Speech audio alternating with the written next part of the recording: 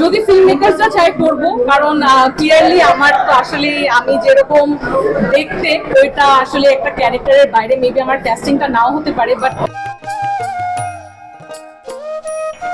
Content creator Kareena Kaiser চেয়েছিলেন আরও অনেকগুলো সিনেমায় অভিনয় করতে, কিন্তু তার সেই ইচ্ছে পূরণ হলো না। তার আগেই না ফেরার দেশে চলে গেলেন তিনি। কেমন ছিল তার শেষ সাক্ষাৎকার? বাবা বিখ্যাত ফুটবলার কায়সার হামিদ, তার মেয়ে অভিনয়ে। জি। আসলে অভিনয়ে আসার পেছনে গল্পটা শুনতে চাই। অভিনয় তো আমি আসলে খুব অর্গানিক্যালি আসি, আমি তো অভিনয় দিয়ে শুরু না আমার যাত্রা।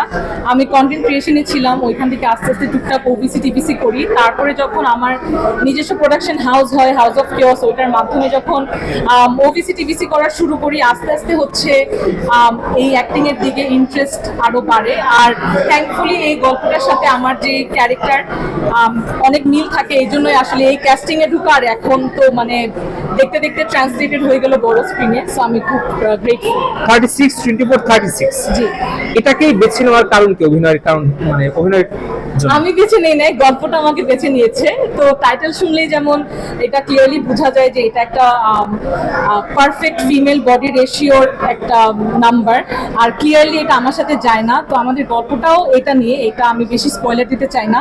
8 নভেম্বর আমাদের মুভি আসছে, গিয়ে যারা দেখবেন তখন বুঝবেন আর কি গল্পটা কেন আমাকে চুজ করেছে।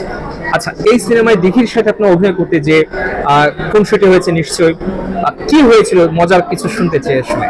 মজা তো অনেক কিছুই হয়েছিল, স্পেশালি আমরা যখন একসাথে মেকআপ নিতাম, আমরা একটা ব্লুটুথ স্পিকারে গান ছেড়ে মেকআপ আর্টিস্টও গান শুনে নেচে নেচে আমাদেরকে মেকআপ করতাম, আমরাও নেচে নেচে মেকআপ লাগাতাম। আরেকটা জিনিস হচ্ছে ইভেন্ট প্রমোশনসের সময় আমাদের অনেক জায়গায় ইন্টারভিউ একসাথে দিতে যাওয়া হয়। আর সবকিছু মিলাই দিঘিকে যেমন আমরা সবসময় স্ক্রিনে দেখি যে ও খুব সিরিয়াস, ওকে সব গল্পতে আইদার ও মরে যায় নাহলে ওকে মেরে ফেলা হয়। এই সিরিয়াসনেসের মধ্যে আমার তার ব্যাপারে পারসেপশনটা খুব ভুল ছিল। এখন দেখি সামনাসামনি সে খুবই ফান লাভিং, খুবই চাবলি বাবলি, ফুল অফ লাইফ। তো তার সাথে ফ্রেন্ডশিপটা আমার খুব অর্গানিক ভাবে হচ্ছে।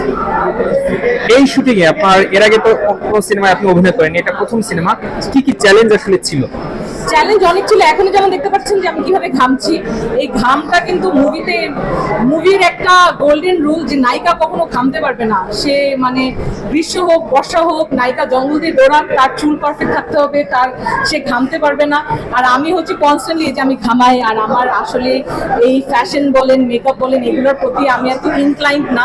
তো প্রত্যেকবার যখন একটু পরপর টাচ আপ দিতে আসতো, প্রত্যেকবার এই যে তুমি ঘেমে যাচ্ছ বারবার এটাতে কাট করতো। আর অফকোর্স এত বড় ইউনিটের সাথে কাজ করার মানে অভিজ্ঞ নাই, পুরো একটা ইউনিট আমার উপর ডিপেন্ডেন্ট, যে আমি যখন রেডি শট তখন শট নিবে, আমি যখন বসা পুরো ইউনিট বসার।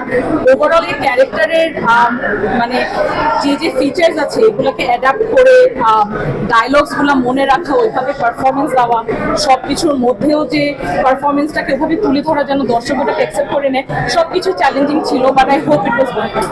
একটা সময় কন্টেন্ট ক্রিয়েটর ছিলেন, এখনো কন্টেন্ট ক্রিয়েট করছেন, পাশাপাশি অভিনেত্রী, নতুন একটা পরিচয়। অভিনয়টা কন্টিনিউ করবেন কিনা?